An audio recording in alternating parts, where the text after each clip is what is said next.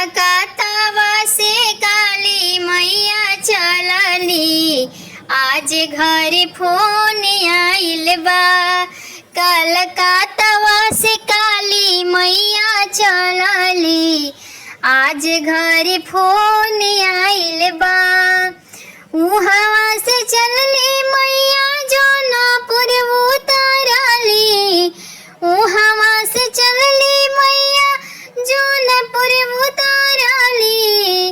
अरे शीतला माई से करेली मिलनवा, आज घर फोन आइल बा। अरे शीतला माई से करेली मिलनवा, आज घर फोन आइल बा। कलकत्ता काली मैया चलली, आज घर फोन आइल बा। कलकत्ता से काली मैया चलली, आज घर फोन आइल बा।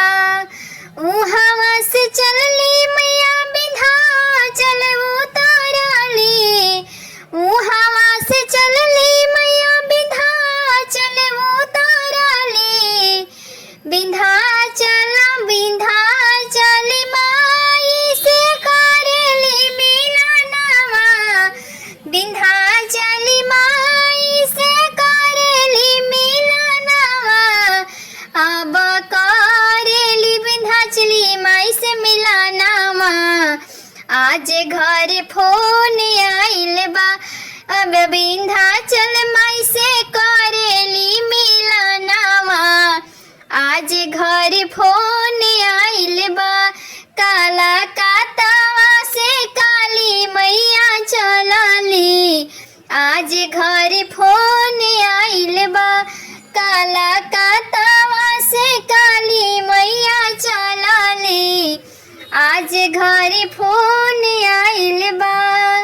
उहवा से चलली मैया माई हर उतरली, उहवा से चलली मैया माई हर उतरली।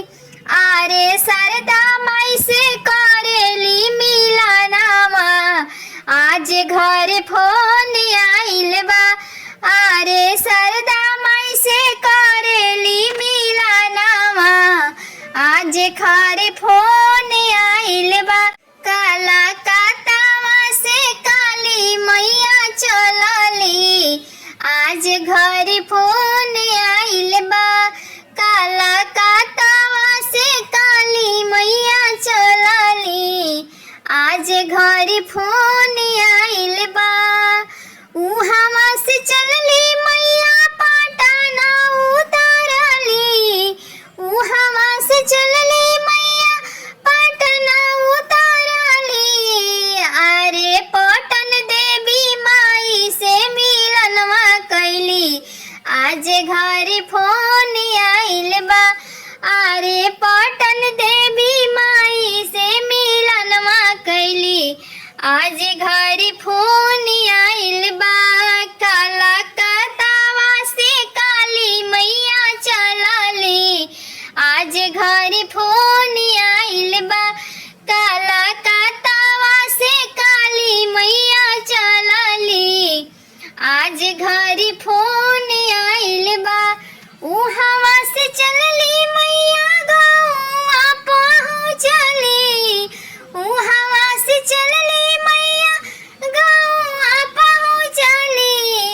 अरे काली माई से करेली मिलनवा, आज घर फोन आइल बा। आहे सातो बहिनी से करेली मिलनवा, आज घर फोन आइल बा। कलकत्ता से काली मैया चलली, आज घर फोन आइल बा। उहवा से चलली मैया सारा पहुँचली, उहवा से चलली मैया सारा पहुँचली। अरे दुर्गा माई से करेली मिलनवा,